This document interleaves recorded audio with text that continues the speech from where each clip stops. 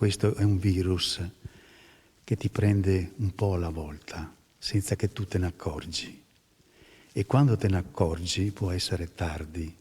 E questa è la pericolosità di questa malattia. Non c'è ancora il vaccino, non c'è una cura specifica per questa malattia. Senza vaccino, senza una cura specifica per il Covid, bisogna stare attentissimi. Sta meglio il prefetto di Venezia Vittorio Zappalorto. Sabato è stato dimesso dall'ospedale civile San Giovanni e Paolo. Il Covid però è stato un calvario che ha attraversato quasi tutto il mese di novembre. Come spesso avviene col coronavirus, è difficile stabilire dove e come sia avvenuto il contagio. Quel che è certo è che a inizio mese il tampone ha confermato i sospetti su quei sintomi che fino ad allora erano stati molto leggeri e lo erano rimasti anche la settimana seguente in isolamento a casa. L'allarme è arrivato da un collasso cardiocircolatorio che ho avuto e lì il medico mi ha fatto ricoverare via d'urgenza perché avevo già un polmone che era fortemente interessato. È trascorso anche un periodo in terapia intensiva.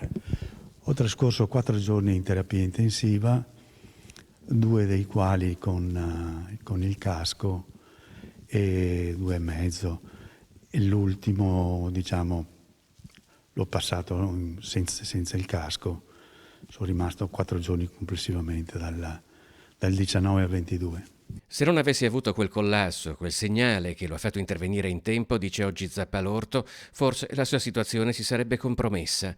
Al Civile di Venezia è stato ricoverato sia il reparto Covid del professor Bonanome che di rianimazione e terapia intensiva del dottor Maggiolaro, strutture tecnologicamente avanzate e sensibili dal punto di vista umano, ma la terapia intensiva rimane comunque un'esperienza forte, dove perdere un vicino di letto che non ce l'ha fatta è una costante drammatica. Che cosa si pensa in quei momenti? Questa è una bella domanda. Si pensa a tutto, a tutta la vita. Si pensano anche agli amici di quando avevi 3 anni, a tutto quello che hai fatto, tutto quello che non sei riuscito a fare. Si pensa a tutto.